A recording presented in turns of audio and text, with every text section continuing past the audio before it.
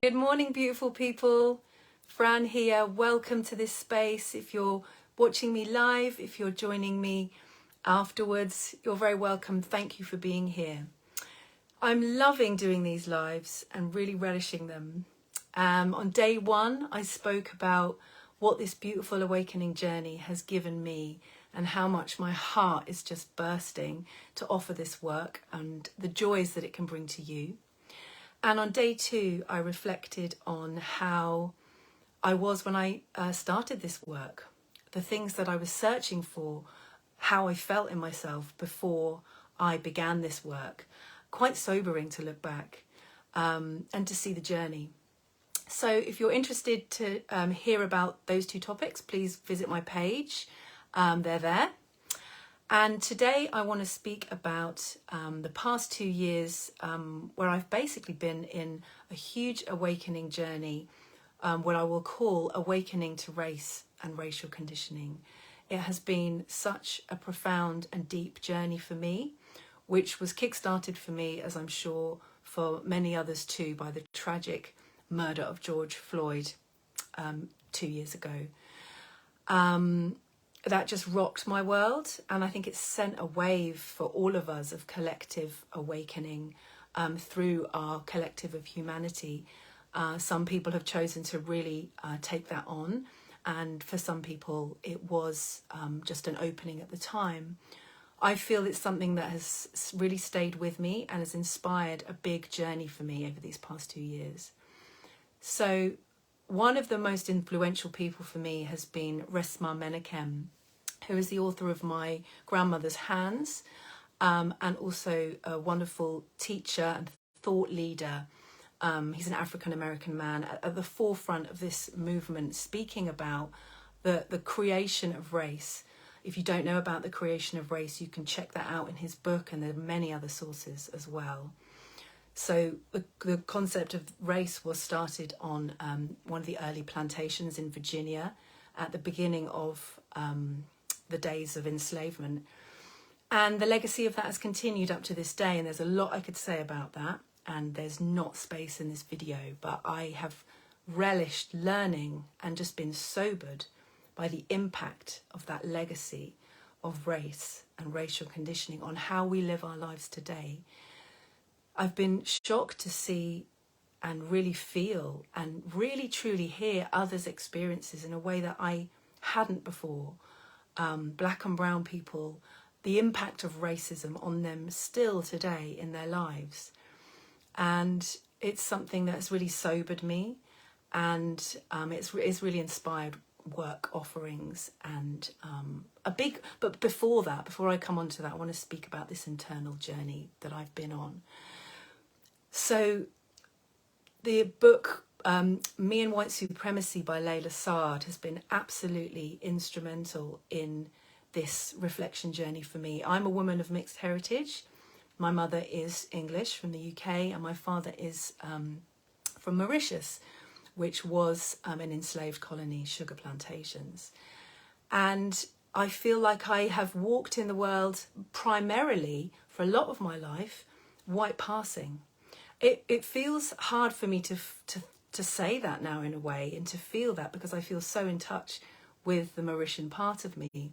But in my upbringing, largely, I had a very privileged upbringing, not hugely privileged, but compared to most, I'm very thankful for my upbringing, going to a grammar school, which was, a really good education. Nobody questioned me about my race. I was, I think, viewed as white, and largely through my university education, I was viewed as white. So I have not had to negotiate that difference walking in the world. And it was only over these past 2 years where I've really come into contact with that and gone, what a privilege that has been for me. Yeah. So this consideration of white privilege has... Oh, hi, Sarah. I can see my lovely friend Sarah is watching. Nice to see you. Yeah, so this white privilege, I feel... I've been really sobered to feel how I have felt so many areas of my life. I have been confident, naturally, and sobered to realise that people born in black and brown skins haven't often had that opportunity to feel that confidence. So sobering to have black women friends who have spoken to me about them being young and them drawing pictures of themselves as young white girls, not as they are, as black girls. This absolutely broke my heart, this extent of othering that then is internalized, so much so that as young children, they were rejecting themselves. So that was one experience that really rocked my world. And then another was being at a spiritual festival where I met a young black woman who was in a workshop. It was a workshop which was predominantly white folks, white women, and she was one of the only black women there. And she began crying at one point uncontrollably because she felt as a black woman she was ugly. She projected that everyone in the room was viewing her as ugly. And this was so, so sad to witness. And I couldn't believe it. It was like a real moment for me of, wow, this is how this person, this woman, very similar to me, similar age, similar interests, this wound of not feeling beautiful just for who she was so clear. And again, that really opened me and it really propelled me on in my inner journey around race and racism. Yeah, and black men, hearing Akala speak about, as a young black man, being sat down by his parents and being given the talk, okay, what to do when you get stopped by the police. What other white young teenager, young man has to have that conversation? I would imagine very few compared to the amount of black men who have that experience.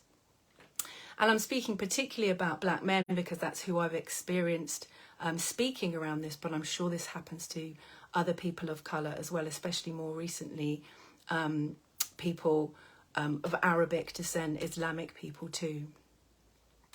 I was also really struck by Layla Saad in her book, Me and White Supremacy, when she was speaking about her mother who sat her down and said, okay, you're going to need to work a lot harder in your life than your white counterparts. You've got to be better than them to be taken seriously. Again, this just went to my core. Wow, this is a whole different way of moving in the world. Having such difficulty to just to be on the same rung as people with white skin just seemed completely, obviously wrong to me, and it really touched me.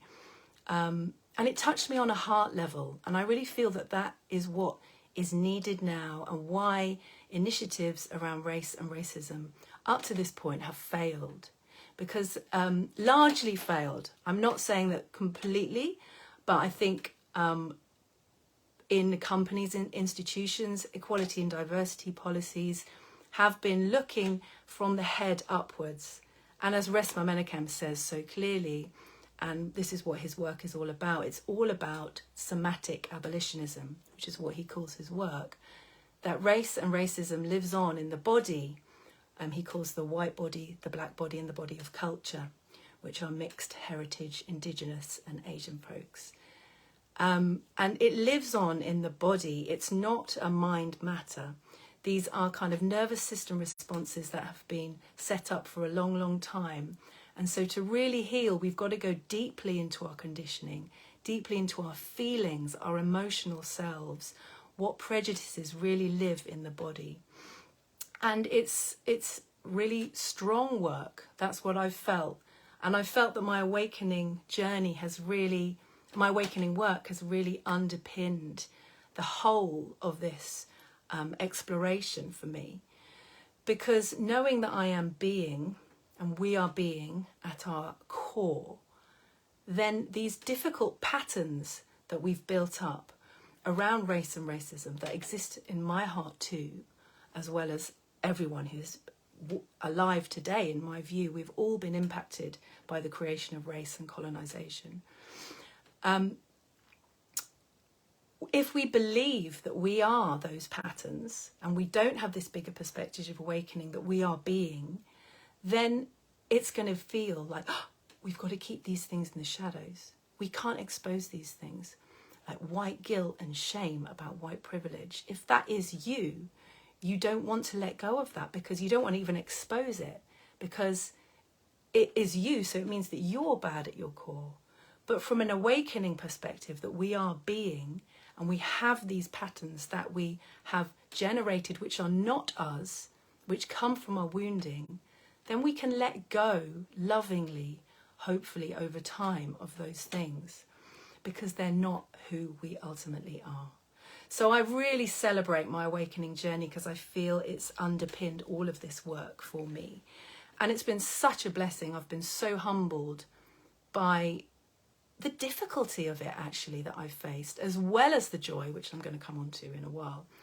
But the difficulty, I've had some really difficult times with coming into contact with difference of ways of expressing with people of colour, with friends who I've found difficulty with, as well as sameness, friends of colour. And those challenges have taught me so, so much. And one thing that I think is really coming to the fore at the moment, which needs speaking about more and more, is the concept of whiteness, which isn't actually just a concept, it's a lived experience.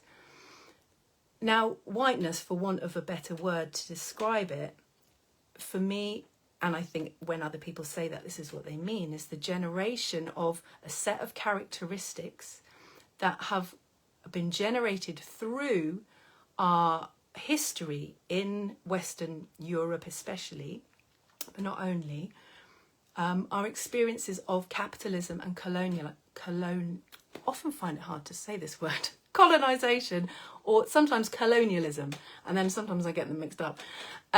So these, we have developed various characteristics because of this. Arguably, we have been taken away from our indigenous core through capitalism and colonization. We think that rationality is king. That's one of the concepts, one of the things I've seen about my whiteness and that side of myself. The fact that everything is from, as I was talking about yesterday, we're educated from the neck upwards. We miss out the body, the feeling, the emotions, the feminine aspect. And of course, this isn't true of everybody, but I feel this is a kind of a pervading aspect of our white Western culture. So in this white Western culture, which is competition is built in, individuality and individualism, the individual being more important than the tribe, that's built in. All of these things I saw, oh, this is a learnt set of characteristics. This isn't how life is for everyone. And then I've seen, oh, okay, we've taken this on. And I also seen through my work as a singing leader how this fact that we have in many ways a cultural vacuum, a kind of our connection to the land, our connection to tribe, connection to place, has been so severed that we look to other cultures who are more indigenous because it's a deep human need to feel that sense of belonging to place. And so through my singing work, I've seen that people love singing songs of South and West Africa. They love singing the spirituals and gospel music, arguably from cultures which are more indigenous. And we need this. And white Western culture has become divorced from this and has led to this set of characteristics called whiteness. So yeah, that's really revolutionary and radical. I feel that we need to now embrace this. Okay, there's difference. How do we relate with difference? There isn't just this one way of being. Our white Western culture tells us there's this one track, but there's so much difference here to relate with. And again, I feel my awakening journey has really underpinned this passion for me in finding out, even when it's been difficult. So this then brings me on to speaking about my journey as a mixed heritage woman. So I've been speaking about the part of me that is white conditioned and my white privilege. then there's this other joyful exploration I've had over these past 2 years of really coming home to myself as a mixed heritage woman. That has been just wonderful. And I came together initially with a group of women called the Phenomenal Sisterhood. We found that name halfway through our journey, and it was as a homage to Maya Angelou and her wonderful poem, Phenomenal Woman. And it was such a beautiful experience to come together with these other women of mixed heritage in the beginning.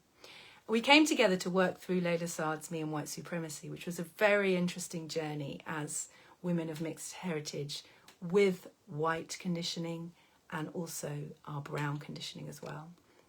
And the most striking thing was that when we first came on screen, this was on Zoom together, we could feel this palpable, strong sense of resonance. It was so beautiful. It was like, you look like me or more similar to me than in my general everyday life, than other folks, white folks that I share my life with. You feel like me. And this was the most important thing. There felt like the shared resonance of qualities that we could feel in each other that we couldn't feel in those that we share our lives with who are white. And this marinating in these qualities of difference was such a potent, powerful thing for us as the Phenomenal Sisterhood. And that just gave me so much.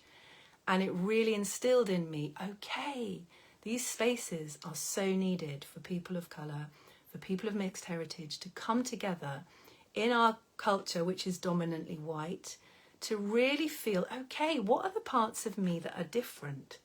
What are the parts of me that are different in me and you? Let's celebrate them. What are the crossovers here? And there was just so much joy in this meeting with the Phenomenal Sisterhood. And we then decided to offer a retreat. And again, a similar thing happened. It was a beautiful retreat with women coming together and again feeling this experience of, yes, we're here together as women of mixed heritage with these different qualities. It was really palpable. And I feel that that was the beginning of something. That was the beginning of work that needs to happen. And so I will be offering further a retreat for mixed heritage women in October, which I'm really excited about, and news of that will be coming soon. And during this time as well, I've also run sessions for people of colour and mixed heritage, singing and sharing spaces called Rooted We Rise. And there will be online versions of this offering coming soon as well. So Rooted We Rise was a space again for people of colour, men and women now, to come together, to feel that visceral together, to sing and to share. And what I've really noticed during this work is that in the sharing, that the music is the balm that soothes us as we share. Because there's obviously so much pain and tenderness in the realm of coming home to our racial conditioning and the racism that some of us have experienced, some more than others. And my aim and my love in this work is to provide a space for people to really share their hearts and be witnessed. And that really started to happen in these groups, which was a very beautiful thing. And the singing is like the balm.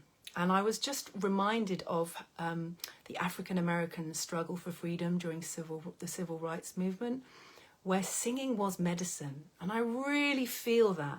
You know, singing in white Western culture can be a commodity. It can be commodified. That's a word, isn't it? And I felt that in my approach to how music has been in my life as a singing leader. But with this, it really feels like, this is where music really matters. It can soothe our hearts. It can be the balm for the places in us which have been hurt, which obviously the people, African Americans, experienced in such a huge way, much more of an extreme way during the struggle for civil rights. And at every turn, they kept singing, they kept singing. When faced with huge violence, they kept singing, they kept singing. That moves me so much and is part of what I want to bring to this work. I feel spaces for people of colour and mixed heritage are so needed for our healing, for our awakening, and for us to realise that we are, what I would love to bring is this awakening dimension, that we are this beingness. We've had these experiences, but at our whole, at our core, we are pristine, we are beautiful, we are this one being. And yeah, that's at the heart of the work for me.